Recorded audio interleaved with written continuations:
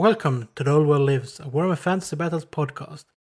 You can find us on Facebook at The Old World Lives, on Instagram at The Old World Lives, and you can reach us by email at theoldworldlives@gmail.com. And now, on to the episode. Hello and welcome to lucky number 13 of The Old World Lives, a Warhammer Fantasy podcast. And tonight, it's actually a Mordheim podcast, but enough about that. I'm Christopher, and with me, I have Niklas. Hello. And Jimmy. Hello, everyone. And we know it's been a while since we recorded last, but what else to do on Friday before Easter? I mean, Good Friday, isn't it? Yeah, it's Taco Friday. Yeah, that's pretty much it. It's Taco Friday. It's about as into it that we are gonna get, I guess. Yeah, it's pretty funny. Jimmy told me he's doing Taco Friday, and I'm also doing Taco Friday. It's the most sacred of all Swedish traditions. As it is. Amen. Yeah, I feel a bit of a heretic here, given that I'm home alone and did take out Thai Friday. So it's almost the same Not thing. that bad. Third best option. Yeah, I'd rather have a decent Taco Friday, actually.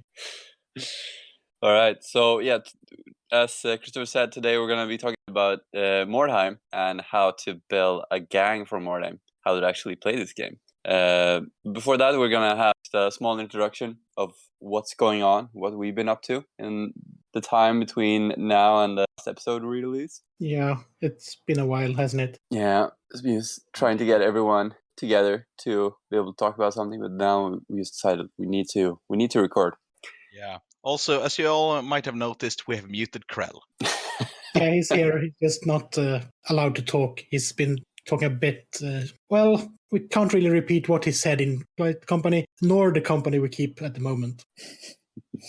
Yeah, it was funny. I asked earlier, like some weeks ago, like how when you edit this program, like what function should you use to mute out a certain soundtrack? And then I thought you probably don't know what it's called anymore because you probably just renamed it Krell so long ago. That's the best part with having him on a separate audio track. Just remove it if needed. All right. So what's been going on, guys? What have you been doing? Chris, you go first this time. Yeah, not much actually. I've been busy with other things and hoarding high elves, which is a bad thing, I reckon. Yeah, I've seen a lot of pictures of vials, but you've started painting them as well. Yeah, I'm actually painting while we're recording. I'm painting Swordsmasters. Nice. Ooh, nice models too. Yeah, It's the metal ones, yeah? Yeah, the metal ones. I am actually missing a musician, because the musician I got with the Swordsmaster I bought was actually the one for the Lothian Sea Guard upgrade kit, the metal one. It doesn't really fit, given that it doesn't have the same armor or anything. Time to go hunting on eBay. I actually know a store that still have the blister of the commands in stock. So Ooh, nice.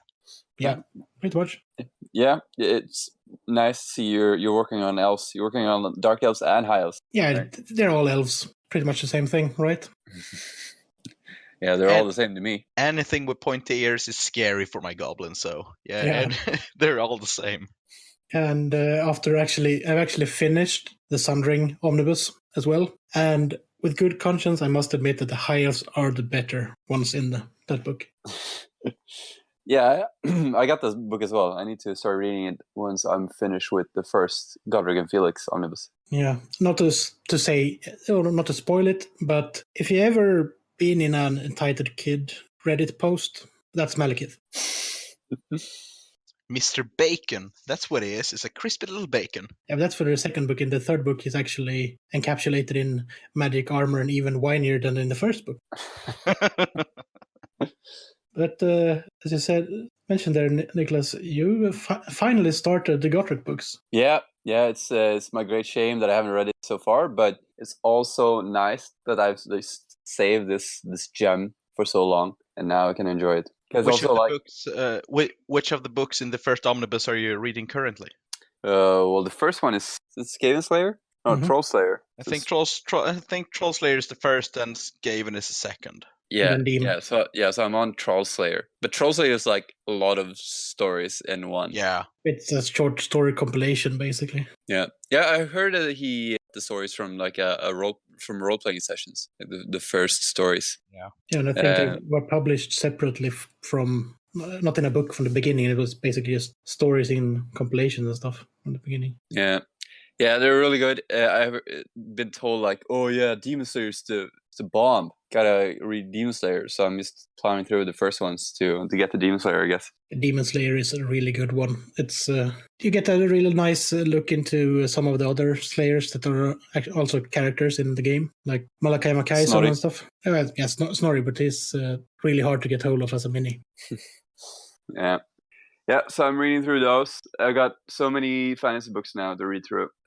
So, Order. Yeah, I got a bunch when I won 2 prizes at this fantasy event. That's good. Got enough to last through summer. How about painting then? Got any done? I've spent an entire weekend scrubbing old metal dwarfs, which is like the worst thing to do.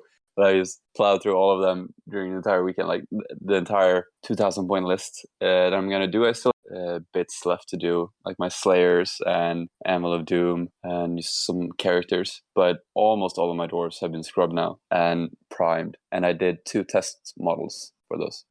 So I painted them up. And they're pretty copper heavy. And I'm pretty happy with how they turned out, because I want them to look like from an older age. I think that the copper really gives them that feel. Truly does. And they look really, really good, your 2 test models. Thanks. Yeah, they're great models. Like all the details are so defined. They all have just like so much detail, like little sacks and knives and daggers everywhere. It's really cool. And really pretty beards. Yeah. You gotta have a pretty beard. I painted the engineer. Like I've always wanted this engineer model. So that was like the first one that I painted up, or the second one. I wanted to test and use the regular longbeard guy, and then this was the second guy I painted up because I just wanted to put my brush against this dwarf. And then I got a few more Kislev riders, actually. Some more Griffin Legion and some more Ungol Horse Archers for this doubles event we're going to. And aren't we looking forward to that? Yeah, it's going to be great. We heard a lot about the Polish scene. It's going to be really cool to go over there and play some Warhammer with those guys, because they got a really big scene going on there playing 6th edition. I think Andre told us like they had like 30 players or something. Yeah, they have a regular amount of events as well. It's just one a year, but several. Yeah, that's going to be great. And speaking of events, we also launched our real-time Albion event coming up in both August and September. So we're going to have one one-day event in August and one 2-day event in September. Because like there's 15 places for each event, and we wanted to have as many people being able to come as possible. And also some people want to go for a 1-day event. They don't want to spend the night there and just go over for a day. And some people want to play as much as possible. So yeah, really excited about this. It's going to be a lot of fun. And hopefully some guys from Sweden will come over. We'll see about that. Yeah, I'm looking at you, Jimmy, across the internet. We'll see what I can do. No promises. Well, it might just take the leap and do it, given that you might need a visa and vaccines next time you're going. Yeah, who knows? You might need it this time. They might have finally Brexited by then. No, it's in October, isn't it? They pushed it to... they pushed it to October. So. Let's not have Brexit talk. Yeah. So, what have you been up to, Jimmy? Well, like I've always been doing, I've been painting night goblins. I'm currently tackling a huge mob of 100 spearmen. And you're finally reaching those mythical 500 points of goblins, right? Yeah, exactly. I'm so close.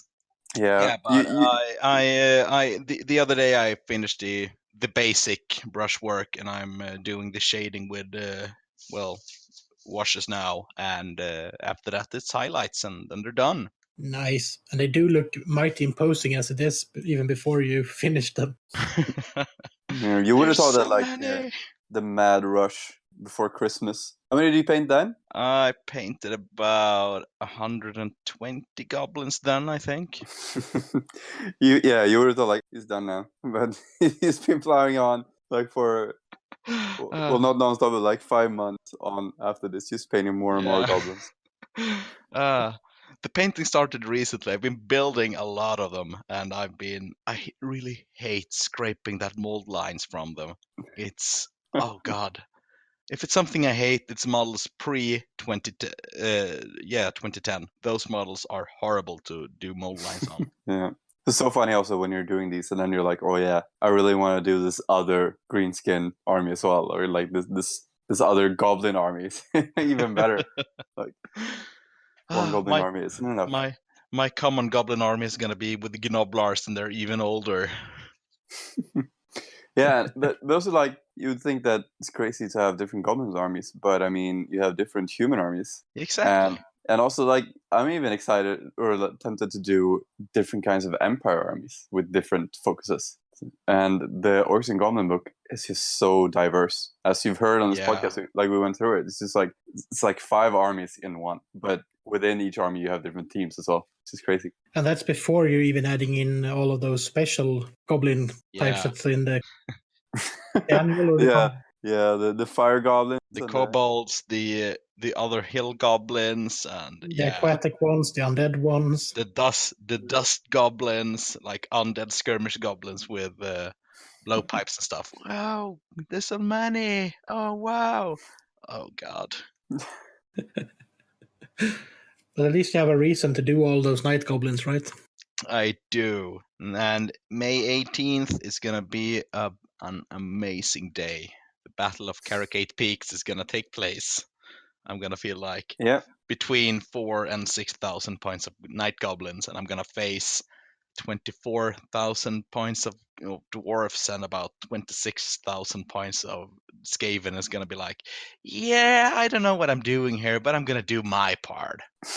Yeah, back to my old name. Those guys always put on just crazy games. Like they do Apocalypse for 40k, and there's massive battles for fantasy. I remember I took part in a War of the Beard battle there in like 2009 or something, and it was just crazy. And it's still going. Oh yeah, yeah. We're gonna have to do like a War of the Beard special someday. I'm so into that whole period. Definitely. I mean, will probably have enough dragons by then. Feel just regular dragons and dragon princes and drakes. Yeah. Oh, so cool. So many cool things for that period. Love those lists. Speaking of cool things, let's go into the news. And Niklas, what do you have coming for, or more in detail, because you have mentioned it before? The event. So we're having 2 events for an all-time event. So we're inspired by the Danes down in Copenhagen are doing like a 30k Horse Heresy real-time event. So I've been to a couple of those. So that's where the idea comes from. So we're doing that set on Albion for fantasy using 6th edition. So we're running up some rules, and there's a player pack. You can go look at it at the event. It's on Facebook. You can find it going through the Warhammer Fantasy Battles Facebook page or the 6th edition Facebook page. Or probably the show notes on this episode, and we might add it to our Facebook page as well, just for ease of access. Yeah. So it's me and Joseph Bain that organized the Bringing Back 6th edition. That's been on this podcast as well, which is really good that he's on board with this because he's experienced in hosting events, and I'm good at making up ideas. I'm not as good at making these ideas happen. So I'm really glad that he was interested in this and wanted to help run this. So that's going to be great. Really hope that people want to show up. I've tried these real-time events for Horse Heresy, and they are amazingly fun. I love playing them. And Albion is like the first thing that came out for 6th edition. So that's a really cool theme. I think it's going to work really well with this real time as well. Are you going to use the weather rules and scenario rules from the Dark Shadows campaign, or are you just going to make all of them custom?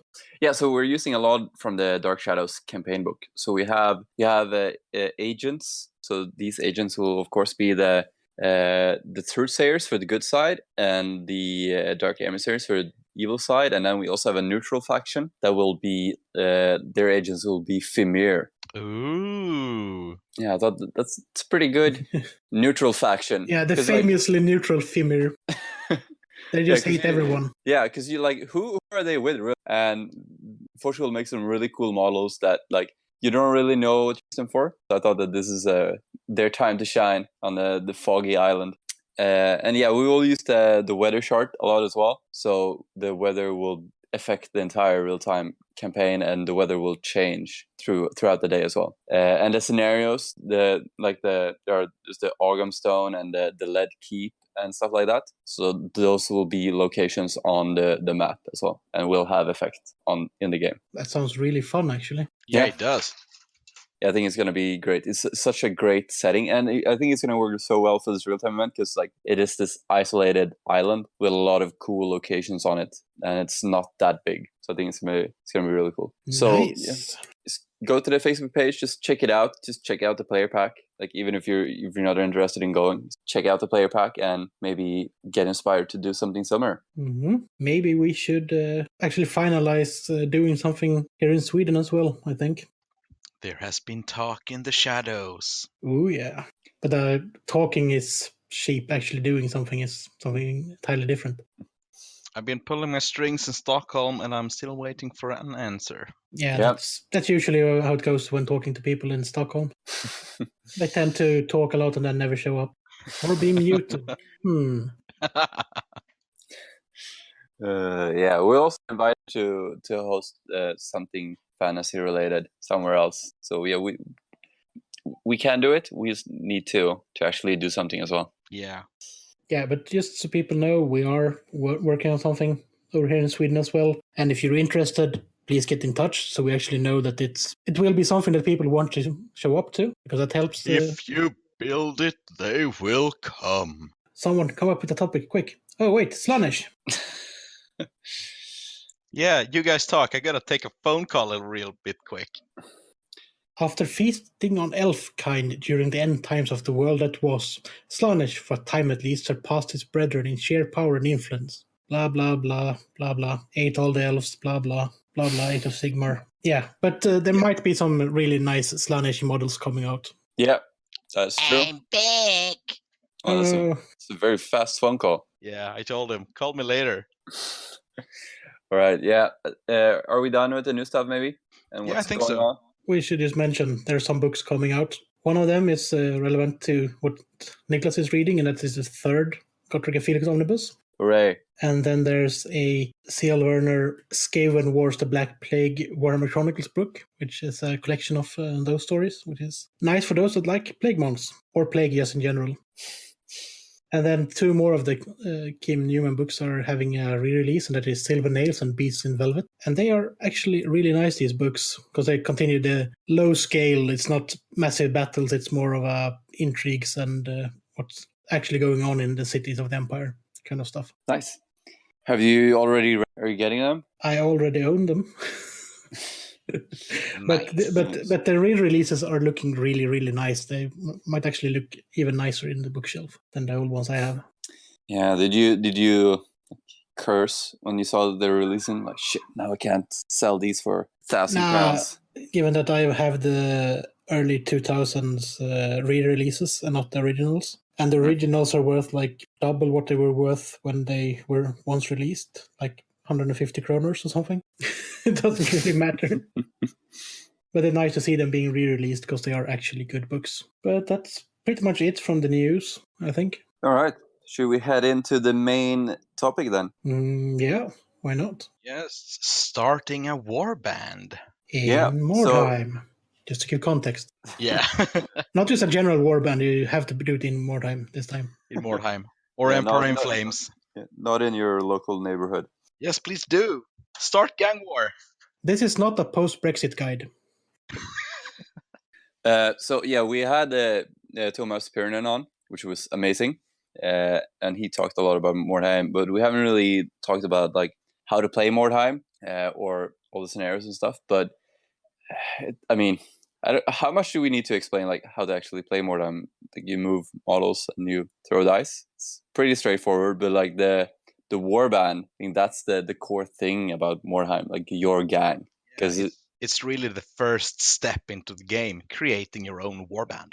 Yeah, because it really is a game of like your guys. Like you want to see your guys progress, and just building a story. It's almost role playing. Like it's just role playing with figures, right? Yeah, I kind of see it like a role playing miniature game. but not everyone do so, and that's how it is with every kind of game out there. I mean, we kind of role play when we play Warhammer Fantasy too. Yeah, it's just your character and lots of bladed wounds. Yeah. Yeah, it's when you start naming your goblins you have a problem. I'm gonna name them all Git. Gitson. We might say that this is probably the first part of this. We're going to talk more about Mordheim during the year, as we mentioned earlier, because this is the year of Mordheim, after all, the 20-year Indeed. anniversary. And we are going to have a proper, this is how we play Mordheim episode later on. But this is, as Jimmy said, the important first step. Yeah, so I'm gonna start talking about the core rules about starting a warband now. And as you know, there's a lot of warbands out there. There's fan-made warbands, there's semi-official warbands, and there's their rulebook and other official releases, like they let out on their webpage and in various white dwarfs. And to start a warband, every warband gets 500 gold crowns to spend on their heroes, henchmen, and equipment. And every warband is also kind of unique because they have different skill tables and starting experience. And that's for the heroes. And there's two kind of heroes in a warband. There's the leader. He represents the player, so to say. And he makes the decisions that your warriors do in the streets of Mordheim. And the leader is the only mandatory choice. And then you have other secondary heroes. And a good example for this is for the mercenaries, which have champions. They can have up to 2 champions, which are like better warriors than your standard guys, but they earn experience like heroes, which will go on with another excuse me, which we will take up in another episode. And then we have the henchmen. There are different kind of henchmen. We have like let's take the humans again. We have normal warriors. They also have a couple of other kind of henchmen, which is the swords. I think it's swords. I'm gonna check it up here in the book. Swordsmen. Yeah, swordsmen, which are better with their weapon skill, and they come with a special rule called Expert Swordsman, which allows them to reroll failed hit rolls when they charge with swords. And then you have marksmen who have access to other missile weapons than the other guys in a warband. And then you can have other henchmen like war dogs that witch hunters do, or giant rats, which Skaven have. And all the warbands have special rules, which are taken up in their separate entries. And like I said, you have 500 gold crowns to spend on a warband, which you use to spend on the warriors and their weapons and armor. And after you've calculated the cost for all your warriors in your warband, the spare gold crowns are stashed in your warband roster, where you can also stash extra equipment if you so like. And then you calculate the warband rating. The rating is like what tells how strong your warband is. It depends on the number of the warriors and the experience on all the warriors in the warband. I think that's it for the beginning of this thing. So just a quick question, and this is good because I am like a rookie, so these questions are mostly gonna be like actual questions and some educational questions. But the rating, what does that do really? Yeah, between games, you compare your warband rating with the other guys. Well, before the game, so to say. And if your warband rating is higher or lower, it might give you or the opponent an underdog bonus, which gives you more experience points after the game. And it also helps you, and it also helps you choosing who's the attacker and who's the defender in some scenarios, because if you have a higher rating, you're a stronger warband. And in some cases, in multiplayer games, you're bound to be attacked a lot if you have a high warband rating, because there's a scenario there called ambush, where the highest rated warband stands in the middle of the board, and they're supposed to escape any table edge, and they're surrounded by all other players, so you don't always want to be on top. It's a nice leveling mechanic to make the less strong warbands be able to actually play the game. Yeah, Some warbands might give you a false sense of warband rating because every model don't give you a warband rating. Like for experience, for example, if you use a warband with models that usually don't gain experience, like the undead, then your rating will be lower because your henchmen won't have any experience, but your heroes will grow rather quickly because of the underdog bonus. And the undead have really, really, really strong heroes because of their vampire. Just like Warhammer. Yeah. I really feel that we should just insert a yeah there. Yeah. And also, a pro tip from me and from a lot of guys I know, you always max out the number of heroes because heroes are the main thing in your warband. They are the ones who give you gold after each battle, if they don't fall, that is. Because after each battle, every hero that stands rolls a d6 on a chart, and depending on the total number of all these heroes, you get a certain number of word stones or treasure if you play in Empire in Flames. And this is what you sell to gain more gold to spend on your warband. And the larger your warband you have, the less gold you're gonna have because everyone needs their cut from the wins. Yeah, so that's kind of the point of the game, like just collecting experience and money. Yeah, and a lot of people also build as you can buy new equipment between the games. A lot of people I know build extra models for the heroes and some henchmen because because they have something to aspire to. Like say you start with a young blood for the mercenaries. You might know he's not a great fighter. You don't want to spend a lot of gold on him, but eventually he's going to grow, he's going to get good stats, and you want to equip him properly. And having a secondary miniature for guys like that is not a bad idea. Yeah, so how does it work with the equipment? Like you can change it out whenever you want, or are you stuck with if you buy like a sword, do you have to keep the sword or can you stash it away, or how does that work? You can stash it away between games. I think it's brought up later in the rulebook when during the post game phases you do it, but you can swap your weaponry, you can buy new weaponry. You can even throw it away if you wish. Can you sell equipment that you have? Yeah, you can also sell it for half the price. So, yeah. Nice. Can you steal equipment from the enemy that you kill? If you capture an enemy after a game, you can sell him to the pits and you can keep his equipment. Or you can talk with your enemy like, you can have him back if I can keep his equipment. Or for a hefty fee. Yeah, for a hefty fee, you have him back and I'll keep the equipment.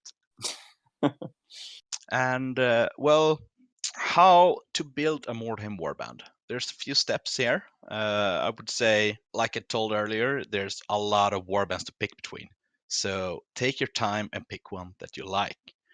Every warband have a certain kind of, way to play. Like orcs and goblins, they are going to be better fighters than shooters, but they can of course shoot. While the undead, they won't be able to shoot at all. While dwarves, they're they go both ways. They're good fighters and they're good shooters, but they're slow. And the humans, they're a jack of all trades. And once you pick the warband, you can buy models. Depending on the kind of warband you want to buy, you might be able to just buy one box. If you're gonna play orcs, a box of normal orc boys would do perfectly because you can build about everything you need from this and maybe add a shaman or something. And before you assemble the models, you should write your warband. But I kind of go the other way around. I always build the models, then I make the warband roster. Madman. Yes, I am. So yeah, check the equipment that you will use before assembling the models. So you have everything you need and want to have, that is. And after assembling them, paint them up and have a few games of Mordheim. Yeah, it's really nice that you don't need a lot of models, which is kind of the point of the game. Exactly. That I should mention, the minimum number of a warband is 3 models. I have seen successful 3-modeled warbands, and I've played successful 3-modeled warbands. A good warband is the Possessed. That's insane. I was gonna say it's just a huge shame that they discontinued the militia box, and that like if you try and get it, it's like £1 billion or whatever on eBay. It's just so expensive. The next best box is the Empire Archers. Yes, yeah, which I will probably get. And well, I think all of us made some warbands to present and our thoughts around it. Yeah. Do you want to go ahead and start with yours? I made 2 of them actually. Oh, then start with one, and then maybe end with one.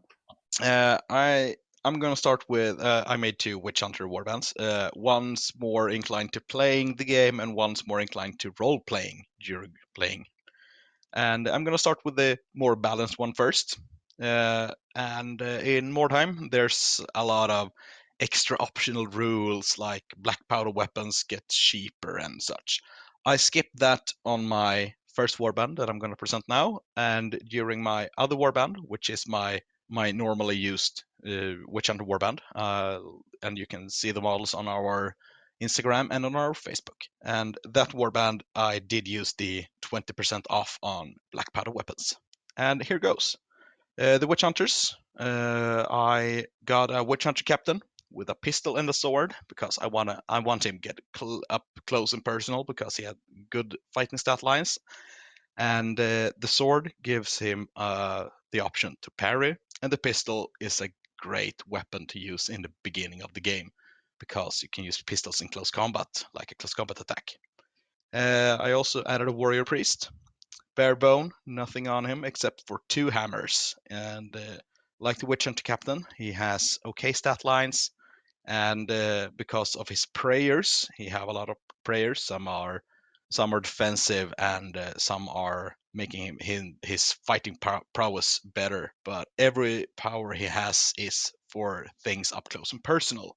So he's gonna tag along there. Then I have 3 Witch Hunters because the Witch Hunter warband can have up to 3 Witch Hunters. Every Witch Hunter is armed with a crossbow and a mace because Witch Hunters barely have anything that can shoot, and they need all the shooting help they can have, which my bet is on the Witch Hunters with crossbows because they can gain skills that can give them better opportunities to hit enemies, or they can fire twice and they can even recover. And it's an easy way to rack up experience points in the beginning of a campaign.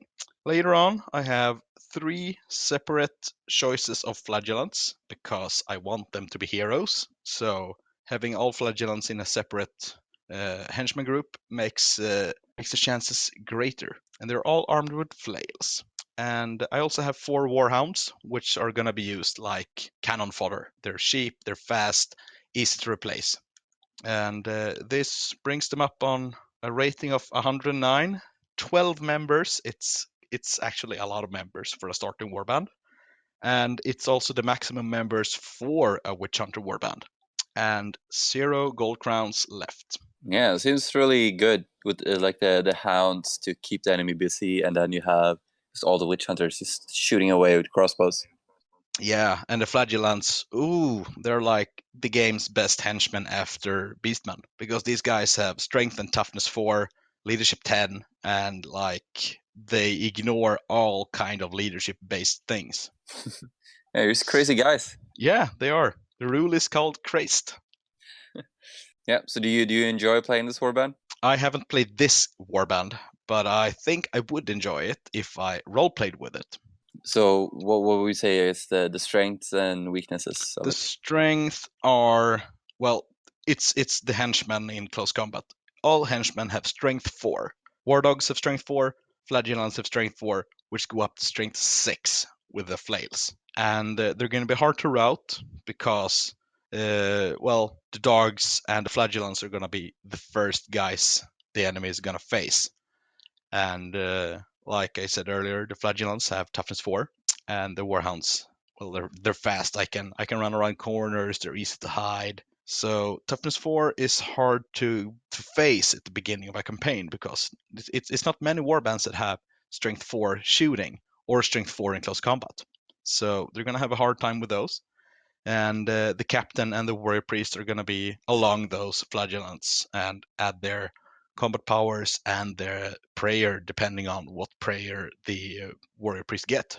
And while those guys go forward, there will be a hail of crossbow arrows or crossbow bolts towards the enemy. The weaknesses are there's only going to be 3 guys shooting ever in this warband, and they're already at maximum 12 models, so there's not going to be a lot of models adding to this warband. Unless a dog dies, I might change it to another flagellant or one of those zealots, which are like worse humans. Yeah, so you would say like this is a really good one-off warband, or so this is not really something you would play in a campaign? I'd say this is a good one-off warband. I don't think it would grow a lot in a campaign. It could do well in a campaign, but it's not a warband I would like to play in a campaign. But it's a good for starters. Like it's a semi-well-balanced warband, so people who are new to the game could do well with it. So you'd rate it 4 out of 5 burning witches. Yes. All right. I can do my warband now. Yeah, go ahead. Go ahead. So at first I was kind of into doing a Kissa warband. I was not really feeling the models that I would use and just the build of the warband. And then I was going through the Mordheim list of warbands. And then I saw like, oh, what's this? Hochland Bandits. That looks interesting. And I looked into them, and they have a really cool story that they're like soldiers that fled away from Archaon when he was going down to Middenheim, because Hochland is on the way to Middenheim. So they just scattered. And we all know his entire army teleported to Middenheim. Yeah, through a Windows 98 computer. But anyway, so these guys are like soldiers who fled away and just fled into the forests of Ostermark. And after the war was over, all of them returned, but some stayed because, I mean, it's a nice forest you have here. We could spend the rest of our lives here. And there's a caravan coming. Well, they better pay tax, go through what is now our area. And if they don't want to pay, let's just take their shit. So these are just the Empire soldiers that have become bandits on the outskirts of Mordheim. And sometimes they venture in there as well. So I really like the build of this warband, that it wasn't just like a regular where you had like the main chief and 2 lesser chiefs or 1 lesser chief and then some juves or some young guys. They had a lot of different characters and just a lot of henchmen that have a cool story. So my warband consists of the bandit prince. That's the leader of the bunch of them, and he's armed with a sword, shield, light armor, and a helmet. So he's pretty much the only one with armor in this warband, because light armor is expensive. Yeah, I like that armor is like shown here to be like a sign of status. Yeah, definitely. And then after that, I have a duelist who's supposed to just be the guy who's really good at fencing out of the gang. So he's also a character, and he's got a pistol and a sword. So no armor. He's just in his nice clothes and wielding a pistol and a sword. And after that is like my favorite character, the huckster, who's just this guy who just tricks people and just persuades people. He's just a slick talking guy. You could imagine him, maybe he's even from Altdorf, from the capital, or he's just a guy with a fancy mustache, and he's got some cool rules that when an enemy tries to charge anyone within 12 inches out of him, then they have to take a leadership test, because he kind of persuades them, oh, no, guys, where were you? We're here just doing the same thing as you guys. Or just tricking them somehow into not charging them. I mean, that's just a really funny rule. And he can also like run cons in between the missions, where he just goes away from the warband and, I don't know, tries to sell someone some magic beans or whatever to get some gold. And then I had a previous warband that I told Jimmy before we recorded, and he was like, no, you need to max out heroes. To have more heroes, because that's what the game's all about. It's the progression of heroes. It's the heart of the warband. Yeah, so I had 3 thugs, just regular guys, but I changed them into footpads, which are pretty much the same, because they are characters and they're good at sneaking, which is good for bandits. So I got 2 of those that are armed with swords and shields. They're just guys that are close to the prince, the bandit prince, and they're just sneaking around trying to cut down people, I guess. And then we have a black heart, which is just a a rotten egg, pretty much. He's the bad guy. They're described as murderers and rapists. And he's got a cool rule, though, that he can be alone without having to take a leadership test. And he's armed with a shield and an axe and a throwing axe. So he can sneak around and just cut down people and throw axes. And then I've got 2 poachers. So these are the guys that are good shooting with bows. And both of them have longbows. So the point of the army is to have kind of the prince, the duelist, the huckster, and the footpads being the offensive part. Then the blackheart can sneak around on his own, and the poachers supporting the main gang. So these are 8 models, and I have no idea about the rating. I didn't know that there even was a rating before Jimmy told us now. Yeah, I'm gonna quickly tell you how you work out rating. You add all your heroes' total experience and henchman groups when they have experience, and take the model count of your warband times 5. Add those 2 together, and you have your rating. I'll have to check out how much to start with. So, yeah, I don't really know how this warband would work out, but I think it's a very cool theme, and I'm probably going to get the Empire Archer box to build these guys. Nice. Well, I'm going to say that they're lack on the shooting part, but that doesn't matter because in Mordheim and Empire in Flames, shooting is a bad thing. Like, you don't do well in the shooting phase unless you're playing elves, because there's cover all over the place and there's a lot of things that can like cover up your models. So you will be safe, or rather safe, on your way to the enemy. Good to hear. Yeah, because the regular guys in this warband are pretty good, but the Blackheart is pretty good. I think a lot of them are strength 4 base, and you looked at the duelist stats and you were like, oh my god, he's so good. Yeah, like weapon skill and ballistic skill 4, and with the rules they have, it's like, wow, this is rather cheap for this kind of guy. But thinking about how the rest of the warband is built, like you don't have a steady crossbow access, and you can't have like a lot of longbows. It kind of makes up with that. Yeah, it was weird that you could only have 2 poachers. I expected this gang to be full of bows. Well, it's probably because they're like deserted soldiers. It's not a lot of shooting then. Not all of them were archers.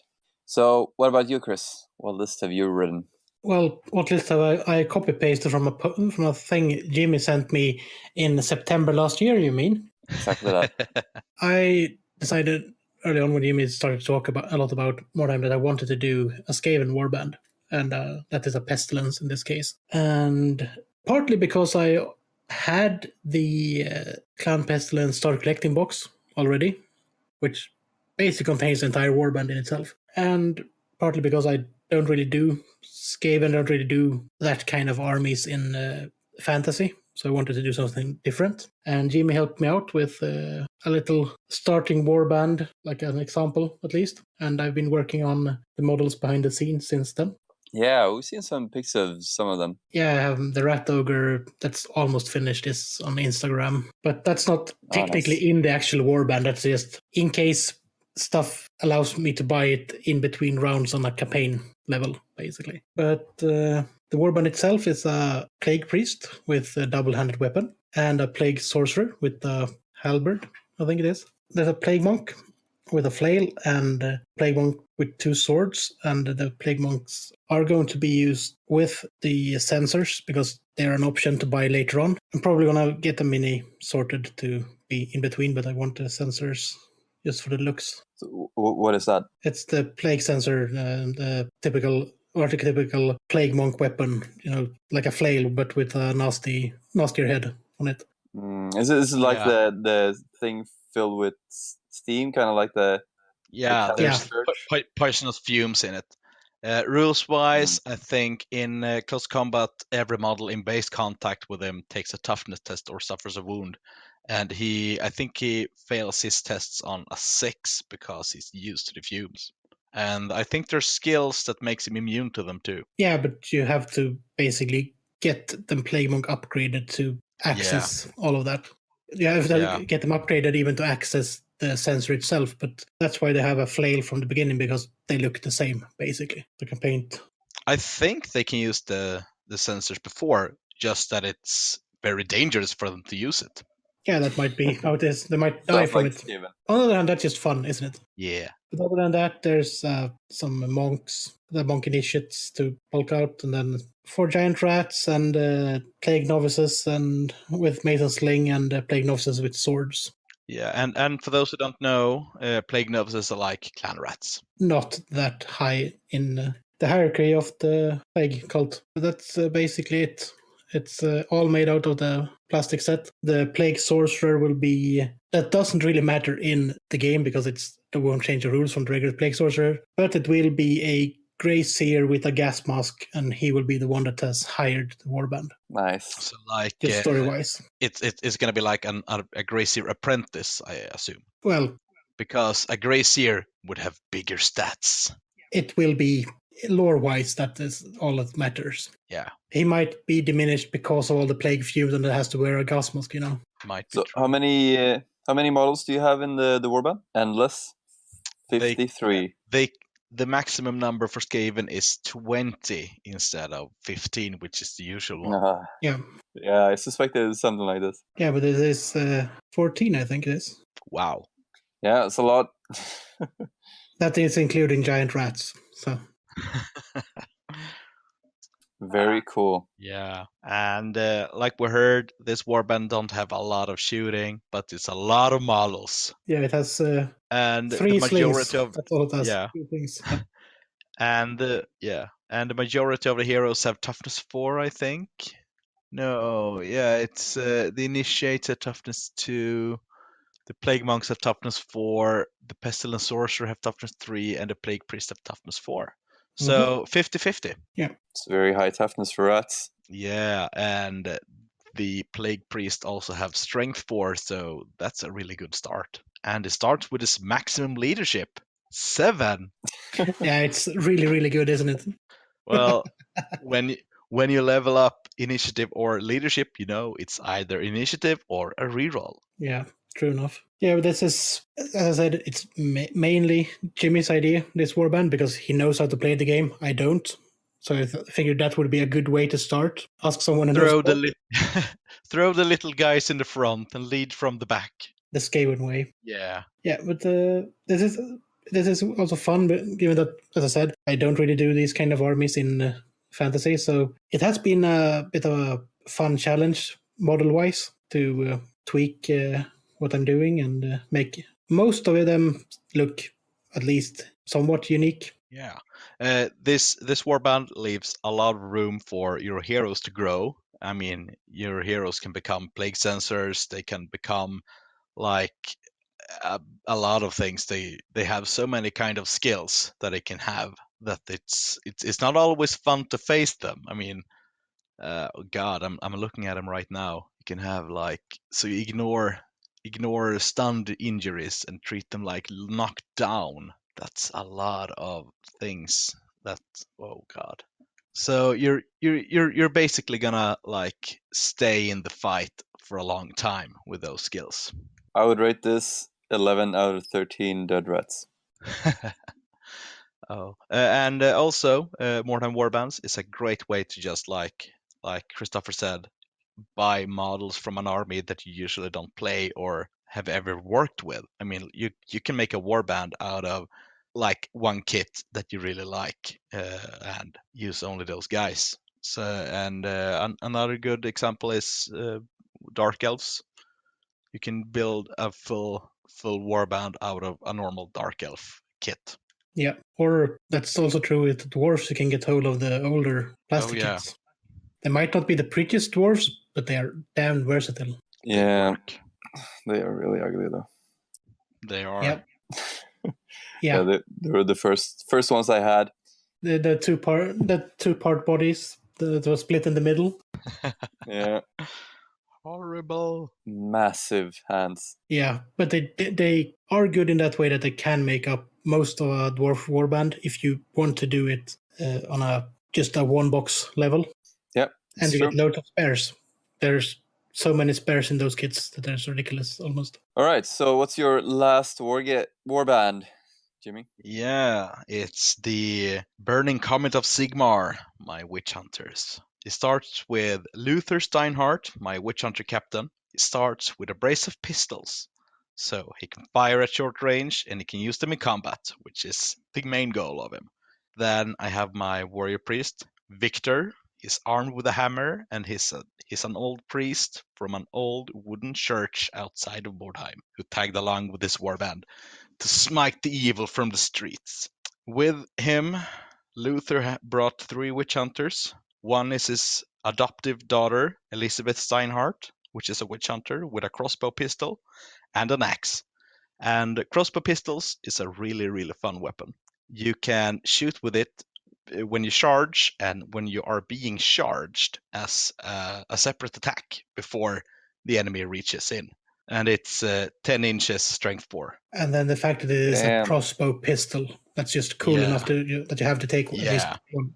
Yeah, and this is a weapon that is exclusive for the witch hunters when they start the warbands. Later on, every warband can buy one, but they need the appropriate skill to wield it. And then I have my crossbow witch hunter, Richter Hassel, and he's the only shooting support I have. So he's armed with a crossbow and the mace if the enemy comes into close quarters. What does a mace do? The mace it makes it stuns the enemies on 3+ instead of 4+. So nice. it's harder to stun them and it's easier to stun them and harder to knock them. No, wait, it's 2+. So 1 is knocked, 2 to 4 is stunned, and 5 and 6 is out of action. Nice.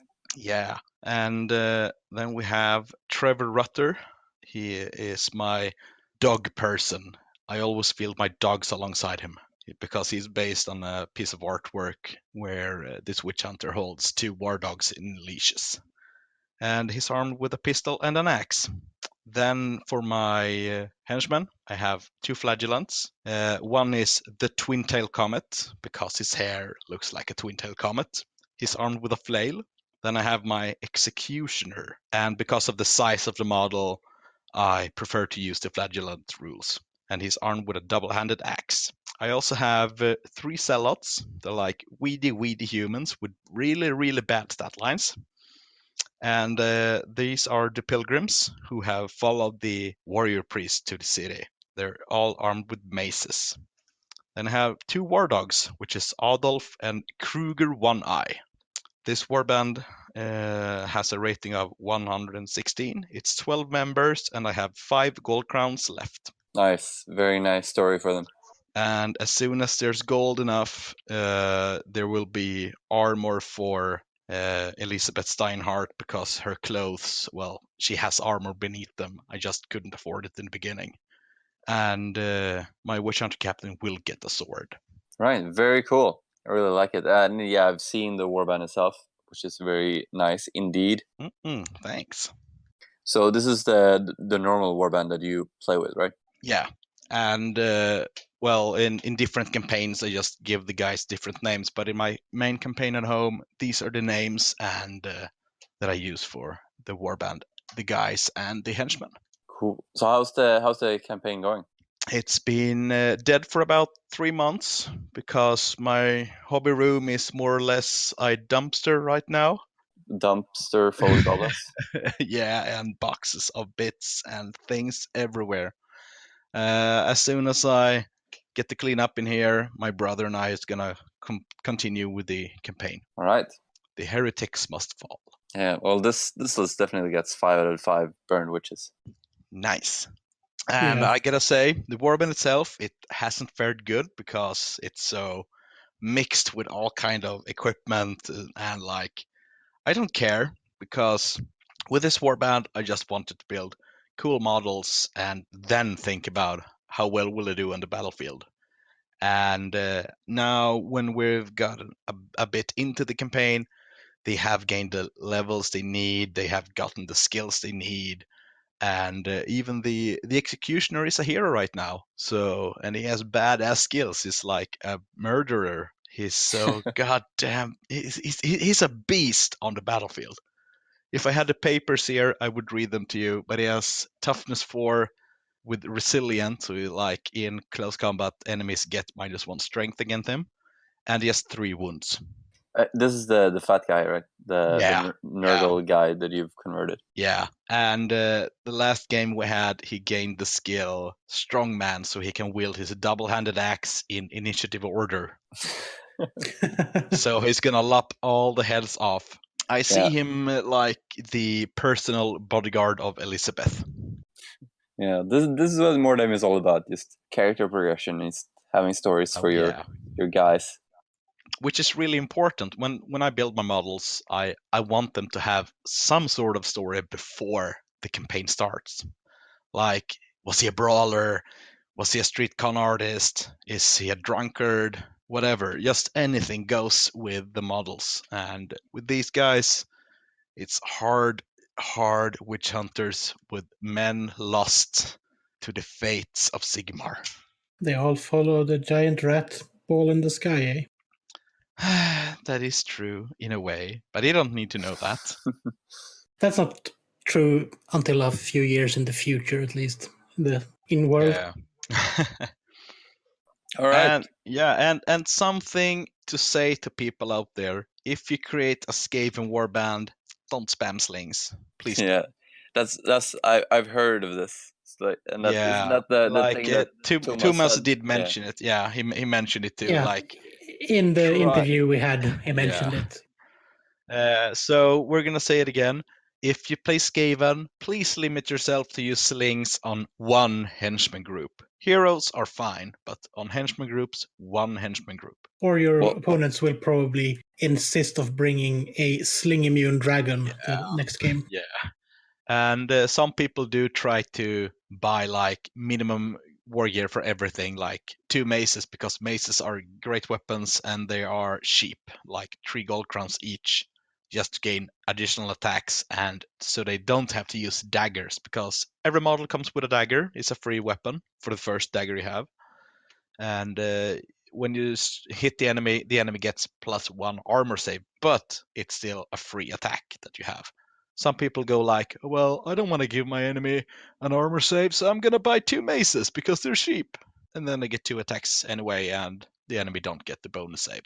So don't spam maces or hammers. Sounded advice. So, do we have anything more on this topic to mention while we're at it? It's a good introduction, just how to go about. And of course, go to broheim.net, I think, .com. I don't know. .net. Yeah, and there will be a link in the show notes. Yeah, all the warbands are there. Just go in there and build whatever warband you want. Just not on because they have different ratings on like how official they are, kinda. Yeah. When you play, do you have like a preference of which ones to use? I prefer to use official ones, but I don't mind if people use fan-made warbands. Yeah, because they have like 1, 1A, 1B, 2. Yeah. Where do you draw the limit? I draw the limit on 1A, B, and C. I do allow official and unofficial. It all depends on the setting, because like in Mordheim, for example, the elves weren't there and the Bretonnians weren't there. I wouldn't say no to a guy if you're like, hey, I have elves and I want to play with them. I would allow him, but inside I would be screaming. All right. So it's more about the story than the rating. Yeah. All right, cool. Yeah, hope you guys are stoked about Mordheim. This year is the year of Mordheim, so get up. Yeah. I think the rules are on this as well. So I think there's something up with your recording. I think it's echoing from you. It's me. Okay, I'm gonna restart. Edit.